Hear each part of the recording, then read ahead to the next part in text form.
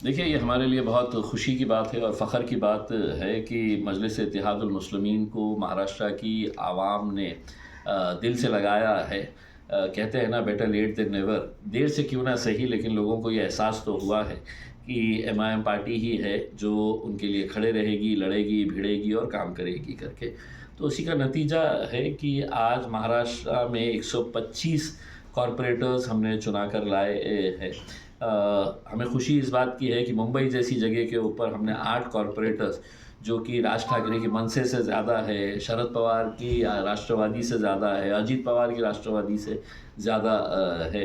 तो हमारे लिए बहुत अच्छी बात है। और ख़ास तौर से औरंगाबाद के लिए मुझे खुशी है कि पिछले बार हमारे 25 कॉरपोरेटर्स चुनकर आए थे और इतना विरोध, इतना हंगामा, इतने बवाल होने के बावजूद भी यहाँ की आवाम ने कुछ नहीं देखा और सीधा गए, पतंग की निशानी के ऊपर मोहर लगाया और यहाँ पे हम 33 कॉरपोरेटर्स चुनकर लेकर आए। यानी कि विरोधी पक्ष के अंदर बैठने की दोबारा हमको संधि मिली है। एक ऐसा कहा जाता है कि एमआईएम एक जातीयवादी पक्ष है, इस तरह का आप पे आरोप किया जाता था। इस जीत के बाद कैसा देखते हैं आप इस आरोप देखिए, को? 70 सालों से हमको यही आरोप झेलते हुए आ रहे हैं और यही आरोप झेलते-झेलते हमारे ओवैसी साहब 6 टाइम एमपी बन गए। महाराष्ट्र से इम्तियाज़ जलील एक बार एमएलए बन गया, एक बार एमपी बन गया। इससे पहले हमारे 25 कॉरपोरेटर, उस वक़्त भी ये आरोप लगते थे, अब भी ये आरोप लगते हैं। लगाने वाले कौन हैं? वो पक्ष जो समझते थे कि एक समाज जो है ये हमारी जागीर है। इनको हम अपनी जूती के ऊपर रखेंगे तो भी है, तो हम इनको इलेक्शन के वक्त कभी बीजेपी का डर दिखाएंगे, कभी शिवसेना का डर दिखाएंगे, वोट इनको गिर पड़ के हमें ही देना है करके। लेकिन जब एक पर्याय आया उनके सामने एमआईएम पक्ष के तौर के ऊपर, तब लोगों को ये समझ में आया, अरे ये तो अपने आप को बड़ा सेक्युलर बोलते थे। इनके नेता तो हर रोज़ जो है वो अपना चोला बदल कर है तो भारतीय जनता पार्टी की गोद में जाकर बैठ जा रहे। महाराष्ट्र के अंदर सौों से उदाहरण है कि अपने आप को सेक्युलर कहने वाली पार्टियों के बड़े बड़े नेता जो खुद बड़े हो गए हैं हमारे वोटों के ज़रिए, लेकिन जब मौका परस्ती का वक्त आया तो कूद के चले गए, सीधा भारतीय जनता पार्टी की गोद में जाकर चले गए।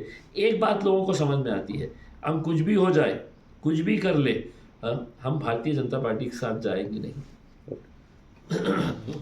सर, यहाँ की महानगर पालिका में अब आप जो है विरोधी पक्ष में बैठेंगे, तो आपकी भूमिका किस तरीके की रहेंगी? देखिए, अगर शहर के विकास के ताल्लुक से अगर कोई अच्छे फैसले लिए जाते हैं तो यकीनन हम भाजपा का पूरी तरीके से साथ देंगे। लेकिन अगर कोई हिडन एजेंडा लेकर आएंगे तुम शहर के ऊपर अपने फाइनेंशियल बेनिफिट के लिए, तो हम उसका विरोध करेंगे। जैसा उदाहरण के तौर के ऊपर समांतर जो कंपनी लाई गई थी वो इनका हिडन एजेंडा था। भारतीय जनता पार्टी के एक राज्यसभा की एमपी के ज़रिए हमारे शहर का पानी का ठेका वो उनको देना चाह रहे थे।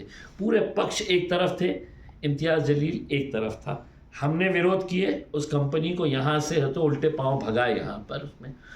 तो ऐसे हिडन एजेंडा अगर तुम लेकर आएंगे तो हम हमारा विरोधी पक्ष की भूमिका जो है वो बहुत ही ताकतवर तरीके से हम निभाएंगे। शहर के विकास के लिए अच्छे मुद्दे अगर है तो यकीनन सभी पक्ष साथ में आए। मैं पहल कर रहा हूँ कि जितने पार्टियों के बड़े नेता हैं वो सब एक साथ मिलकर बैठे और शहर के लिए हम क्या अच्छा कर सकते हैं। अब आपने हमारे ऊपर कीचड़ उछाला, हमने आपके बारे में कुछ बोला, आप सब भूल जाइए। अब एक प्लेटफॉर्म के ऊपर आकर सब साथ में बैठ के शहर की तरक्की के लिए कुछ अच्छे फैसले लें। महाराष्ट्र की सियासत में एमआईएम एक अहम किरदार के मौक़िफ़ में आ गई है। जी देखिए, मैं आपको यही कह रहा हूँ ना कि देर से ही क्यों ना सही, लेकिन आज लोगों को ये एहसास हो चुका है और यही वजह है कि जहाँ जहाँ हमने इलेक्शंस लड़े हैं वहाँ पर हमारी नुमाइंदगी देखने को मिल रही है। मालेगांव में 21 सीट, धुलिया में 10 सीटें, नांदेड़ के अंदर 14 सीटें, अमरावती के अंदर 11 सीटें, मुंबई में 8 सीटें, मुमरा में 5 सीटें, औरंगाबाद में 33 सीटें। तो ये ऐसे, शोलापुर में 8 सीटें, तो ऐसे अगर आप देखेंगे तो यहाँ पर हमारा कभी प्रतिनिधित्व था ही नहीं। इक्के दुक्के कॉरपोरेटर्स ये वो चुन के आते थे, आज इतनी बड़ी संख्या के अंदर आ रहे हैं। मुझे ज़ाती तौर के ऊपर अफसोस इस बात का है कि हमारे तकरीबन 7-8 सीटें अभी तक की जो जानकारी मिली है ऐसी है जो हम 200 वोटों से कम से हारे हैं। अगर वो भी रहते तो हम और जीतते थे उसमें। जो लोग नाराज हो गए थे उनको मनाने की कोशिश की गई, लेकिन इल्ज़ाम तराशियाँ और बहुतान तराशियाँ भी हुई आप पर। देखिए, मेरे आपने पार्टी बड़े सब्र का मुजाहरा किया, अब क्या कहेंगे? देखिए, मेरी पार्टी का सदर बैरिस्टर असदुद्दीन अवैसी साहब, जब तक उनका भरोसा इम्तियाज़ जलील के ऊपर है, दुनिया क्या कहती है कि मायने नहीं रखता है।